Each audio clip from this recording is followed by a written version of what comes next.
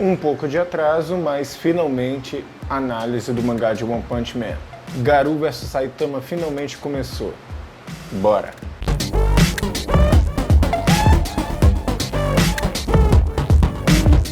Fala pessoal, beleza? No que diz respeito ao que a gente mais esperava do mangá de One Punch Man, que é a batalha entre Garou e Saitama, a gente pode dizer que esse capítulo foi um pouco morno, afinal o confronto entre Garou e Saitama se limitou a um soco do Saitama. Eu não estou querendo dizer com isso, evidentemente, que eu estou decepcionado. Na verdade, eu até esperava que o início do confronto fosse algo curto, porque o melhor de Saitama versus Garou não é a luta, são os diálogos. E eu acho que no que diz respeito a diálogos, esse último capítulo foi sim muito bom. Primeiro porque ele mostrou as reais intenções do Garou.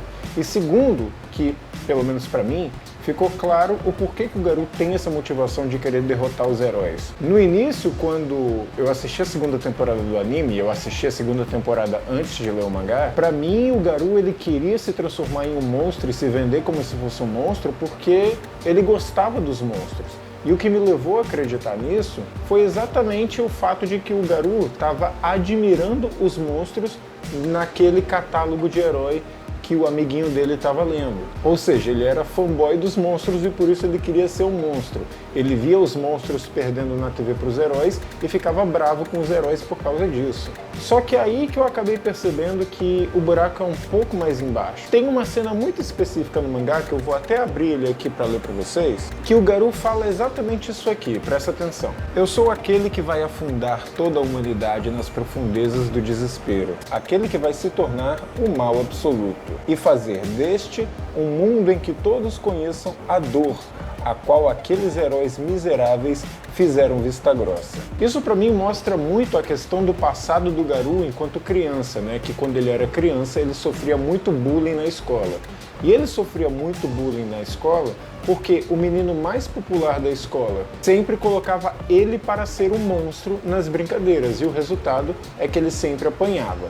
E a primeira vez que o Garou revidou, o pai dele brigou com ele por causa disso. Então, pensa da seguinte forma: se você cresce com uma criança dizendo que é um super-herói, te enchendo o saco, fazendo bullying com você, te batendo, e a primeira oportunidade que você tem para revidar, você é repreendido, é óbvio que essa criança vai crescer com ódio dos heróis. Só que ele ainda deixa claro que o sofrimento que certas pessoas têm, os heróis fazem vista grossa, e pra mim isso faz muito sentido. Quem acompanha mesmo o mangá de One Punch Man sabe que os heróis não são meramente uma categoria. Existe toda uma indústria dos heróis. E a gente sabe como que funciona a indústria de um modo geral. Indústria não vai aonde precisa, indústria vai aonde estão pagando. A gente sabe que os heróis não têm só o ranking de heroísmo, eles também têm o ranking de popularidade. Existe um capítulo do mangá de One Punch Man que eu li uma vez e, nossa, ali eu fiquei assim. Quando eu li esse capítulo, que eu não lembro agora qual é, mas eu vou mostrar aí na tela pra vocês, eu percebi o quanto que assim, embora os heróis sejam necessários nesse mundo, na verdade, eu acho que a indústria dos heróis é uma coisa negativa, é uma coisa ruim, é uma coisa que mais atrapalha do que ajuda. Por quê? Porque exatamente pelo fato deles serem uma indústria, eles não vão onde realmente precisam do serviço deles. Eles vão aonde estão pagando. Sabe quando um músico extremamente bom, extremamente talentoso, do nada ele começa a aderir às modinhas? Isso é por quê? É por causa da indústria. A indústria não quer a música de extrema qualidade dele, então incentiva ele a fazer músicas que estão na boca do povo. E por isso ele começa a mudar o estilo dele, começa a fazer um estilo mais voltado para o público que tem poder aquisitivo. É exatamente isso que acontece na indústria dos heróis. E esse capítulo que eu falei, pra mim ele mostra isso muito bem, porque tem um capítulo, eu não sei se vocês já leram, mas tem um capítulo que eu vou mostrar aí na tela, como eu falei, eu esqueci qual é o número desse capítulo, que mostra o Saitama tentando almoçar no alto de um prédio e tem um cara tentando se suicidar. Só que na parte de baixo tem um herói lá que tá lá só para marcar presença, só para posar para foto, para fingir que ele tá realmente tentando impedir esse cara de se suicidar. Gente, pelo amor de Deus, tinha um cara tentando se matar e um herói, vamos colocar aspas aqui, e um herói tava lá só para posar para foto. Isso por quê? Porque posar para foto faz ele subir no ranking de popularidade. E isso tudo acontece por quê? Porque o heroísmo no mundo de One Punch Man é indústria.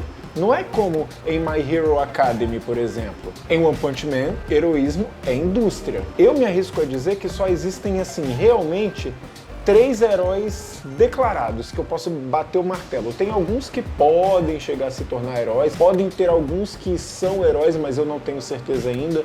Mas eu diria que, por enquanto, o One Punch Man só tem 3 heróis verdadeiros: Saitama, Blast e Cavaleiro Sem Licença.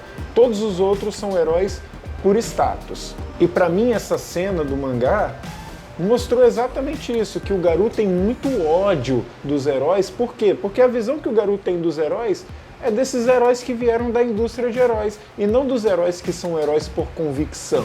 O Garou sofreu muito, por quê? Porque faltaram heróis incentivadores, motivadores, tipo um Superman da vida, que iria chegar para aquele moleque que fazia bullying com o Garou e falar: cara, você tá fazendo uma coisa errada. Faltou o super-herói de verdade na vida do Garou, e por isso que ele tem tanto ódio dos heróis. Fora isso, o Saitama putaço, dizendo que dá vontade de destruir o planeta todo, porque descobriu que a casa dele foi destruída.